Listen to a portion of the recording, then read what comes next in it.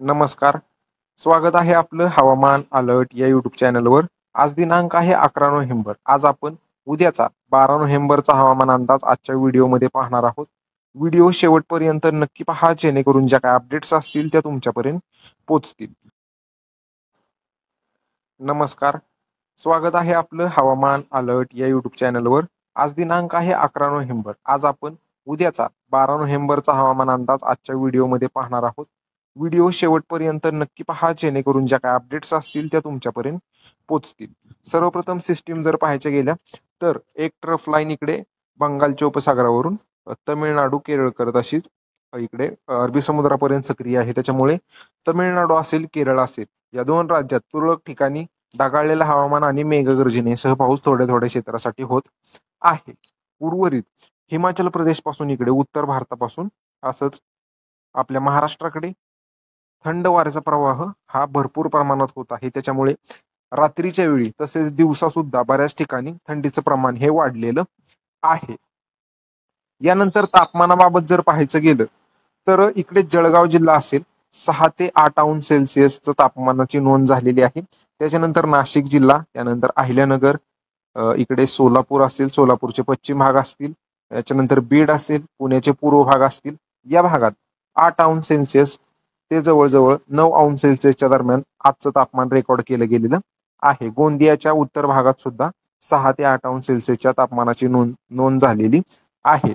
उर्वरित राहिलेले जे सर्व जिल्हे आहेत इकडे नागपूर, भंडारा, त्यानंतर यवतमाळ, अमरावती, अकोला, बुलढाणा, त्यानंतर इकडे वाशिम, परभणी, हिंगोली, याच्यानंतर इकडे नांदेड, लातूर, धाराशिव हा जो पट्टा आहे या भागातून तापमान हे 10 अंश सेल्सिअस ते 12 अंश सेल्सिअसच्या दरम्यान आजचं नोंद झालेली आहे.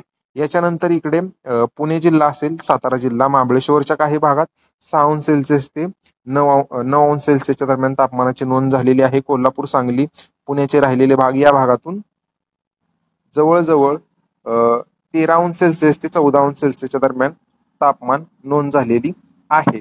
उर्वरित मुंबई विभागात 20 अंश सेल्सिअस ते 22 अंश सेल्सिअसच्या दरम्यान, त्याच्यानंतर रत्नागिरी, सिंधुदुर्ग या दोन जिल्ह्यात 18 अंश सेल्सिअस ते 20 अंश सेल्सिअसच्या दरम्यान तापमानाची नोंद आजची झालेली आहे. इकडे गडचिरोली असेल, चंद्रपूर असेल, या भागातून 14 अंश सेल्सिअस ते 16 अंश सेल्सिअसच्या दरम्यान आजचं तापमान रेकॉर्ड केलं गेलेलं आहे.